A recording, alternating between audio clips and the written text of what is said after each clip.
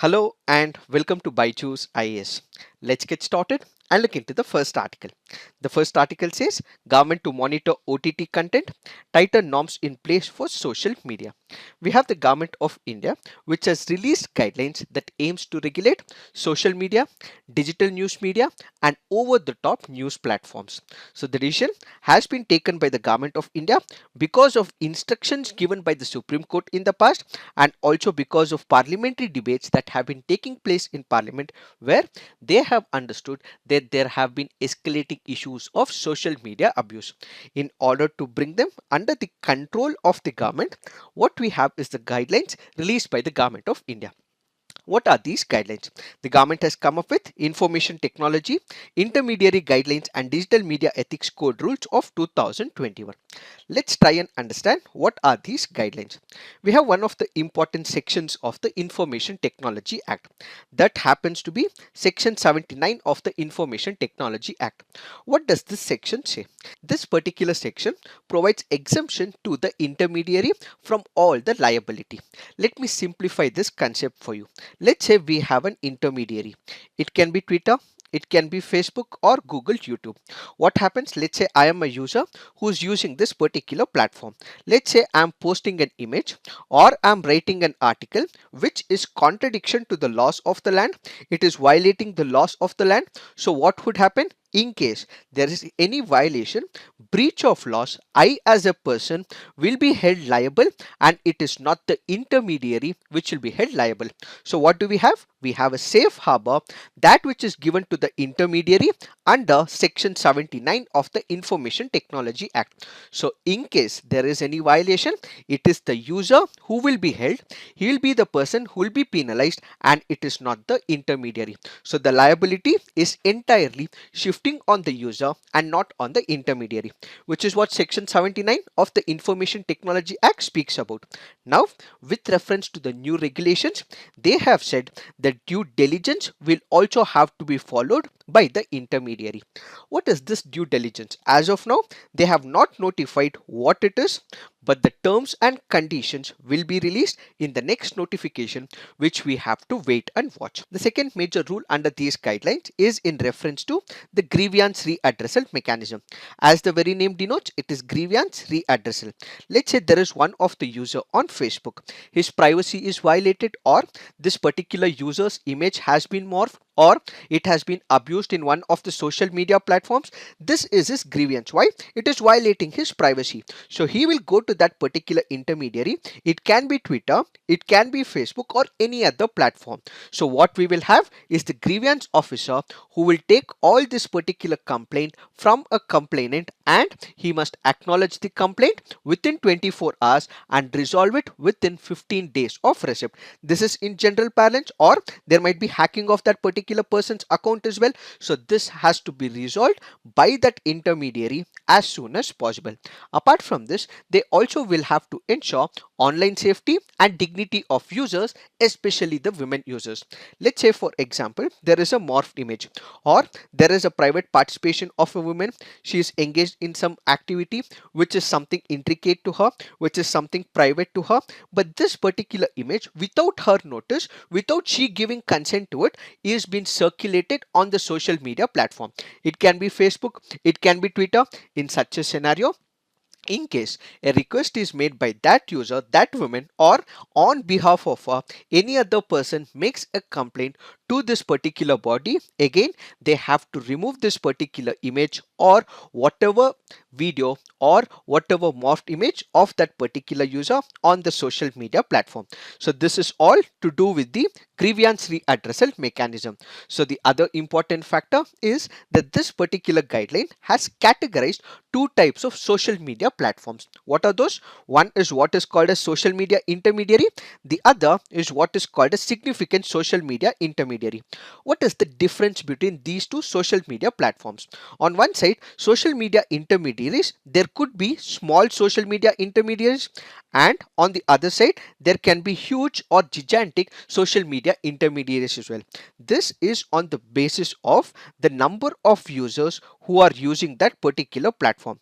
How many users will again be notified by the government of India. In case there is a fixed benchmark which has been given by the government, exceeding this benchmark will be called as the significant social media intermediaries, and they will have to comply by additional diligence requirements. But when it comes to small social media intermediaries or those companies which has less subscriber base, in such a scenario they don't have to comply with additional diligence requirements. When it comes to additional due diligence, the significant company will have to appoint a chief compliance officer. Who is this chief compliance officer? It is that person who will be responsible for ensuring compliance with the act and rules as mandated by the government of India. So the government of India will give all the rules and regulations, whether this particular rules and act is it managed and is in line with the prescribed standards will be defined by this chief compliance officer. Then we have the nodal contact person who should be present for 24/7. He has to coordinate with all the law enforcement agencies, and such a person should also be resident in India. In case there is the executive which happens to be a person who is from the enforcement agencies, such a person will have to coordinate with the investigating agencies or with the executive or law enforcement agencies. Then we will have what is called as the resident grievance officer, who shall perform the functions as mentioned under the grievance readdressal mechanism. So we will have the rules with respect to the grievance readdressal mechanism. So it is the resident grievance officer who will take care of it, and such a person should be resident in India. And finally, we have what is called as the monthly compliance report. In case there are complaints, let's say I am a person, there are different sections of the people, there are different individuals who have filed complaints with respect to that social media platform, and what are the complaints, how it has been addressed on a monthly basis. This report has to be generated and it has to be sent to the government of India. So these are the additional compliance and due diligence that has to be followed by the significant social intermediaries. Also remember, there are other important criteria that have been laid by the government of India as well. Let's say for example, there is a user, there is an individual who's posting something on, let's say, Twitter or Facebook. If it is violating certain terms and conditions as prescribed by the government, then that intermediary will have to delete that particular post immediately. What are those? That which threatens the unity and integrity, defense, security or sovereignty of India, friendly relations with foreign states, or creating public order, causes incitement to the commission of any cognizable offense, or prevents investigation of any offense, or insulting any foreign state. In such a case, that post, if the government says, will have to be deleted immediately. Is defamatory, obscene, pornographic, pedophilic, invasive of another privacy, including bodily privacy, insulting or harassing on the basis of gender. This is another aspect as well. Then libelous, which can be instigating in nature, defamatory in nature, or that which is very important for that particular person about reputation. If it is such a thing, or it is racially or ethnically objectable, again the intermediary will have to delete this as well. Relating or encouraging money laundering or gambling, or otherwise inconsistent with the laws of India, such a position cannot be posted on the social media intermediary, and when the appropriate government agency asks for the removal, it has to be removed within 36 hours. So whichever is the government agency, that government agency will ask that particular intermediary or Twitter or Facebook to remove the content. So such a content will have to be removed as well. Apart from this, let's say for example, there is a mischievous post. This mischievous post can incite violence in the society, or there has been a particular post which is transmitted from one person to another, and it can rake up social issues as well. In such a scenario, the source who sent it should also be given to the government of India. This is again being discussed according to the guidelines. So who the originator of that particular post, let's say for example in WhatsApp, where if we send a particular forward, it is sent as forwarded, but who actually sent it, the originator of that particular content, who created that content, that has to be given, says these guidelines. Again, how will it be implemented will be released as per the notification and rules released by the Government of India. So these are some of the issues that which is prescribed under the Intermediary Guidelines and Digital Media Ethic Code Rules 2021. In case the intermediary does not respect the government, does not respect the laws of the government, then the safe harbor as given under section 79 will be taken off and penal provisions will be enforced on them. So these are some of the provisions when it comes to the social media. The other part of the article is speaking about the OTT content. What is it about OTT content? Let's say for example we have Hotstar, or let's say Amazon Prime, or let's say for example G, or any other platform as well. We also had issues when it comes to the OTT platform that it was violating some of the standards of the Indian Penal Code, the laws of the land, and it was showcasing something which was obscene and it was objectifying women as well. So these were some of the issues that which we have seen in the OTT platform, which is why the government has prescribed some rules as well. What is that the government has come up with? They have classified around 5 categories. Let's say for example, if Amazon Prime is coming up with a web series, or it is coming up with a movie, or it is coming up with a video, they have to categorize this. What is this categorization? This will be self-classifying content according to age-based categories. It can be universal, which means any person would be able to watch it. Next is universal plus above 7 years. So any person who is above 7 years of age but not below 7 years of age would be able to watch that content. Then universal plus above 13 years of age. Then there is 16 years of age, and finally we have an adult who is above 18 years of age. So these are the 5 categorizations that every company, every OTT platform will have to provide. So in case there is a video, this particular thing will also have what is called as parental lock for any content classified as adult above 13 years. Age verification mechanism for content classified as adult should also be present for all these videos as well as web series according to their own standards. Apart from this, this particular guidelines has also gone ahead and said that in case there is a grievance, what we will have is a 3-step process. One will be at the level of OTT provider, second will be a self-regulatory body, and third will be a oversight mechanism under the Ministry of Information and Broadcasting. What will be the first level? Let's say for example, this will be the one which will be provided by the OTT provider. What is it about? Let's say for example, we have Amazon Prime Video. There will be a grievance addressal mechanism which will be provided by Amazon itself. So this will be self-regulatory in nature. In case I have a grievance, in case I have a complaint against a particular web series or a video, I immediately go up to Amazon. I ask them that this is a particular issue, please sort it out. So Amazon on its own will have to address this particular issue within 15 days. So within 15 days, if they are not able to address the grievance, then this will go to the self-regulatory body which is being collectively established by the OTTs. What is this self-regulatory body? Let's say for example, all the OTT platforms have come together. We have Primes, we also have Z, or let's say for example Sony, or for example Hotstar. We have different bodies, they all have come together, different platforms, they have all come together and they have created one specific body. This particular body will next address this particular issue. If Prime Video or Sony or Hotstar is not able to address, only then it will come to this self-regulatory body. So this self-regulatory body will be headed by a retired judge of the Supreme Court, a High Court, or an independent eminent person who can also be from the field of media, broadcasting, entertainment, child rights, human rights, or other relevant field of expertise as well. So this self-regulatory body also has the power of censoring as well in case of incriminating content. And apart from this, in case it happens to instigate people to take up and do and perform something of cognizable offense, in such a case it can again be regulated by the self-regulatory body.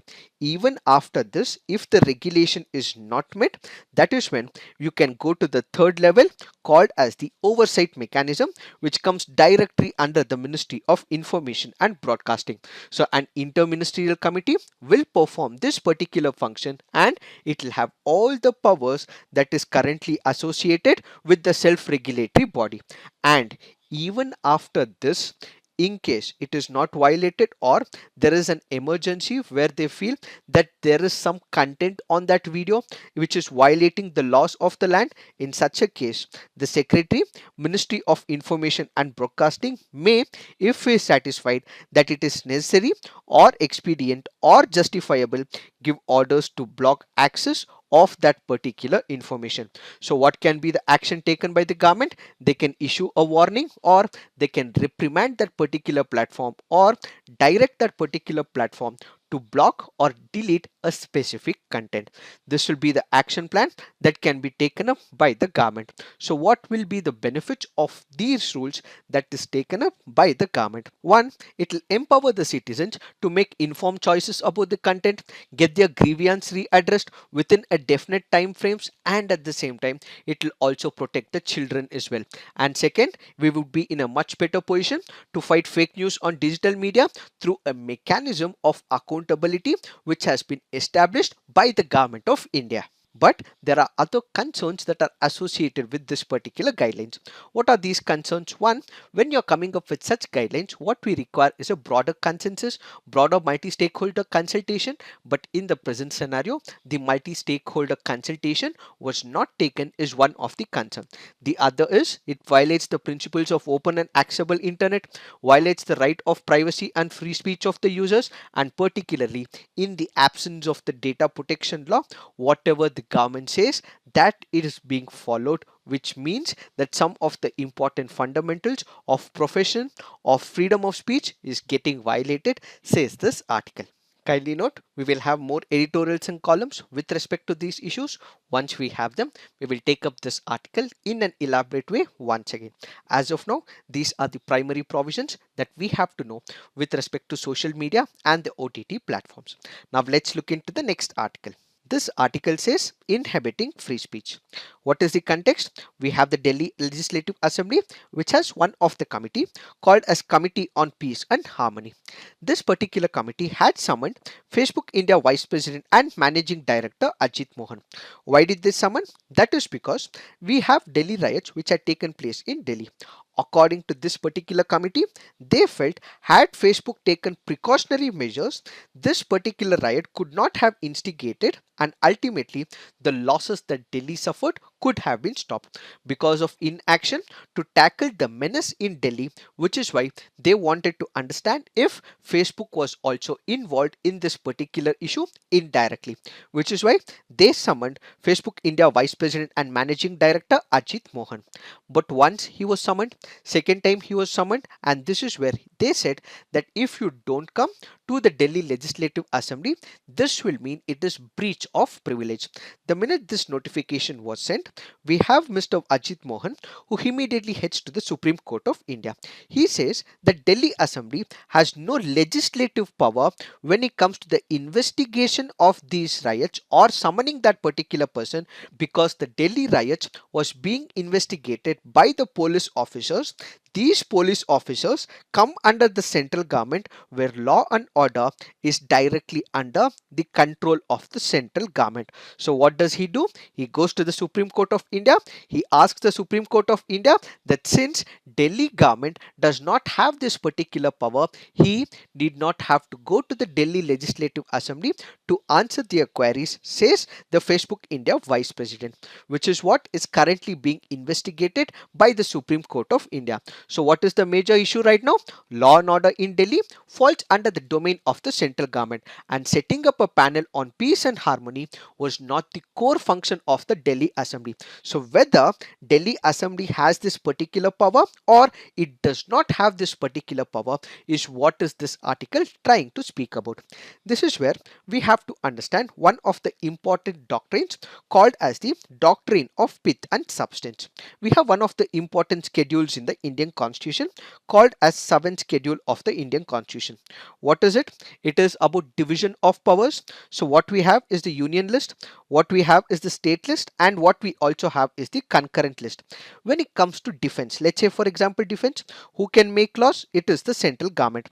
Now let's say when it comes to agriculture, who can make laws? It is the state government. Or let's say when it comes to the education, who can make laws? Both the central government as well as the state government would be able to make laws. So when there is an entry item in a particular schedule, it is that government which would be able to make laws. Now let's assume for a moment, can the state governments make laws with respect to the defense? No. Can the state governments make laws with respect to the banking? No.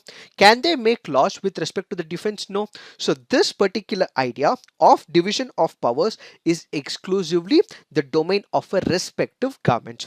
So what this doctrine of pith and substance says is that in case there is a particular government, let's say the central government, or it can be the state government, they cannot legislate on an item that is present under the particular list which falls under the different domain of the government. Let me give you an example. We have one of the important cases called as State of Bombay versus FN Balsara. This happens in the state of Maharashtra. The Maharashtra government comes up with a legislation called as Bombay Prohibition Act. According to this particular legislation, it prohibits the sale and storage of liquor. So what happens? Liquor is stopped in the state of Maharashtra, but there is a person who is impacted by it. So this particular person goes to the court of law. He questions whether the state government of Maharashtra has this particular power to legislate on liquor. So which is where he says that when it comes to import and export, it is in the domain of the central government. Only the central government would be able to make laws. Why is that the state government of Maharashtra legislating on imports and exports? The Supreme Court looked into this particular issue and it said when it comes to liquor, when it comes to health, the objective of this particular government was to regulate alcohol so that the health is taken as a condition and it was not about import and export. So the Supreme Court in this particular case gave the permission for the government to go ahead with this particular legislation because the original intent of the government is not in reference to the import and exports but to regulate the health in that particular state, which immediately falls in the domain of the state governments. Yes, we have the union list. Yes, we have the state list. Yes, we also have the concurrent list. So what is the objective of the legislation? What is the idea of the legislation? Why they have come up with that legislation is what will be looked by the courts in India when it comes to conflicting viewpoints under doctrine of pith and substance. So what will the courts look into? Whenever there is a conflict, whether the state governments can look into the central government laws or whether the central government can make laws when it comes to the state governments, they cannot. But if there is a conflict with respect to this, that is where the doctrine of pith and substance comes into picture.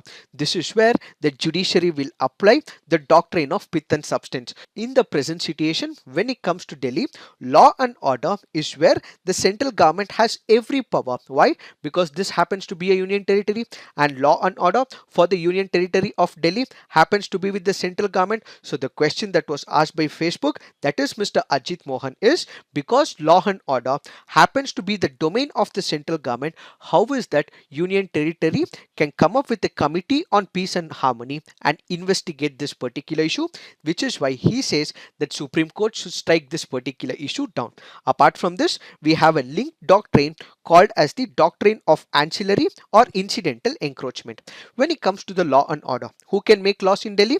It is the central government. Who can investigate all the issues? It is the central government. So according to doctrine of pith and substance, it is a subset which says in case there is a law that is made on a particular subject, this will automatically include the subordinate or the ancillary matter as well. Let me give you an example. A power which is entrusted to impose a taxation by the central government will also mean that this will also give them the power to search and seize in that particular place as well. Let's say for example, in the present situation, who makes the laws in Delhi? It is the central government. In case any investigation has to take place according to the doctrine of ancillary or subordinate matters, it is the central government which has to make these laws, investigate according to doctrine of ancillary or incidental encroachment, says this particular person in the Supreme Court of India represented by his advocate. But the author in this particular case brings a new dimension to this particular analogy. He goes on to say, when it comes to India, we have what is called as the goals of discussion. What are the goals of discussion? Yes, for example, atomic energy is completely with the central government. But if this atomic energy is also causing considerable impact to the environment, the state governments would be able to make a note of it, which is what he says, that legislature also have a separate non-judicial power of inquiry. Yes, that particular subject matter may not be available with the state governments, but because it is having certain issues to the state, they can also inquire about it. They can also have non-judicial power of inquiry. So with reference to Delhi, he says, yes, they do not have the powers to legislate with respect to the law and order, but this is impacting Delhi because it is impacting the economics, because it is impacting the social setup, which is where Delhi can also investigate, says the author. Second important factor is we are speaking about cooperative federalism, where there should be an understanding between the union government and the state government, and also the union territory with legislature as well. So when we are supporting the idea of cooperative federalism, why not initiate the same when it comes to the investigation, is the second argument put forward by the author. The third is in reference to the theory of judicial review. When it comes to the legislative practices, what bills have to be initiated, what should be the discussions that should happen within the walls of the legislature, that is entirely the domain of the legislature. This is where the judicial review cannot take place, says the author. He also takes another example as well. Let's say for example, when it comes to a society, there can be few rich people. These might be the powerful people of the land. This is where democracy steps into picture, because it is the will of the people. The will of the people is represented by the representatives. So the representatives in the will of the people are questioning the powerful of the country when it comes to the legislature. In such a scenario, this whole process of judicial review should not work, as they are looking at the non-judicial power of inquiry.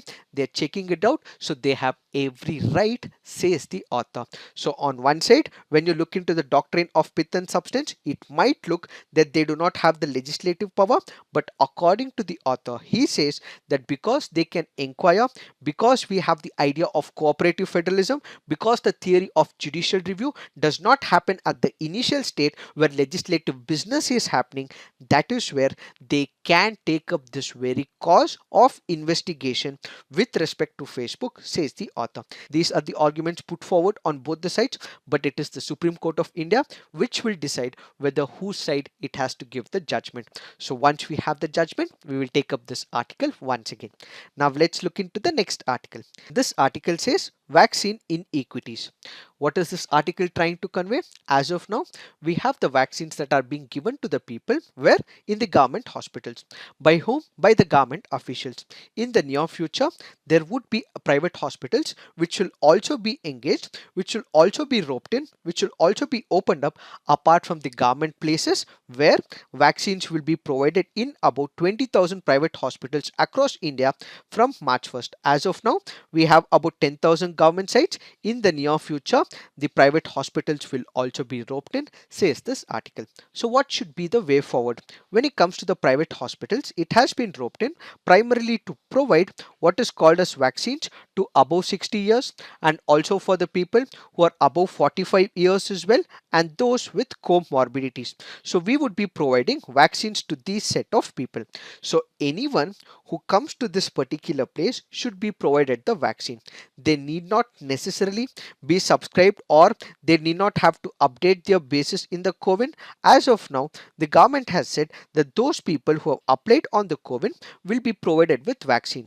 But this article says irrespective of whether they have had registration on the COVID platform, this person who comes up to the private hospital or to the government hospital and wanting for the vaccine, such a person should be provided vaccine, says the author.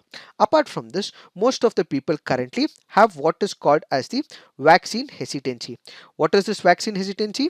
In spite of the vaccine, in spite of the requirement of the vaccine, people are not ready and are not taking this particular vaccine. Why? Because they are under fear and phobia, which is where the author goes on to say the government will have to clearly reveal the data and statistics. Why statistics? That is because the people, when they know the statistics, whom it was employed on, what was the clinical trials on, what was the success rate, when the government is transparent about it, when the government is keeping a check about all these statistics, and if it is sure about these statistics, when it is put out in the public forum, then people would start trusting, and this will improve the vaccine coverage, says the author.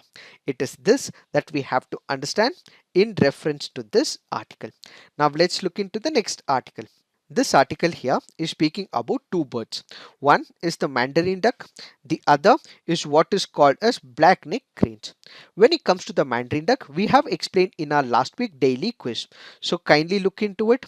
And when it comes to this particular black-necked crane, we will be having an elaborate discussion in our present CNA. Let's look at some of the details when it comes to the black-necked crane. It is a medium-sized crane in Asia that breeds on Tibetan Plateau and remote parts of India and Bhutan. The bird is revered by Mongba Buddhists in Arunachal Pradesh as an embodiment of 6th Dalai Lama. The Indian Union Territory of Jammu and Kashmir considers it as the state bird. Its IUCN Red List is near threatened. So kindly remember all these important factual data when it comes to the black-necked crane. Apart from this, when it comes to the status, it is listed in Schedule 1 of the Wildlife Protection Act, and it is also safeguarded in Appendix 1 of the CITES. What are the major threats when it comes to this particular bird? Their eggs, wherever they are placed, are damaged, and apart from that, there is a loss of habitat as well. There is increased use of this particular wetlands by the human pressure, because the humans have entered into their wetlands, they have disturbed their wetlands, which has resulted in loss of habitat. That is the primary threat to this particular species.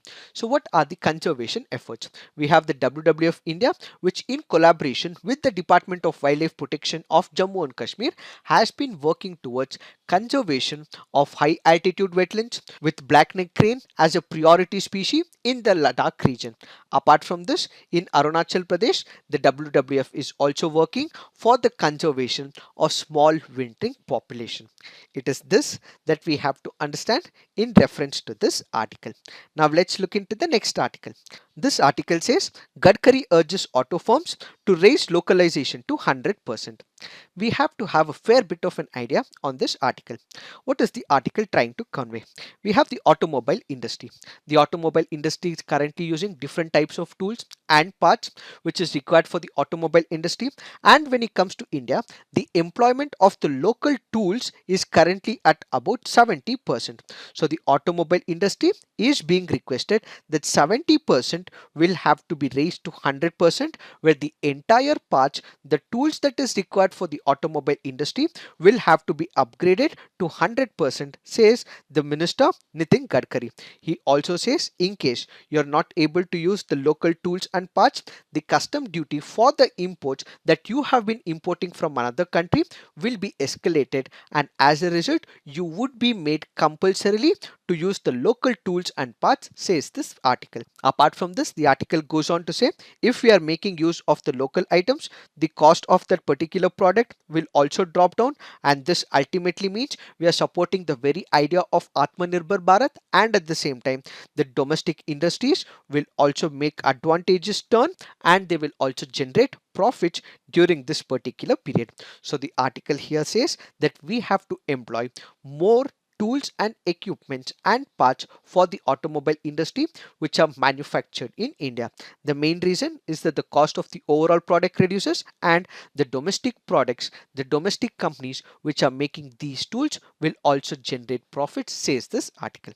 It is this that we have to understand in reference to this article.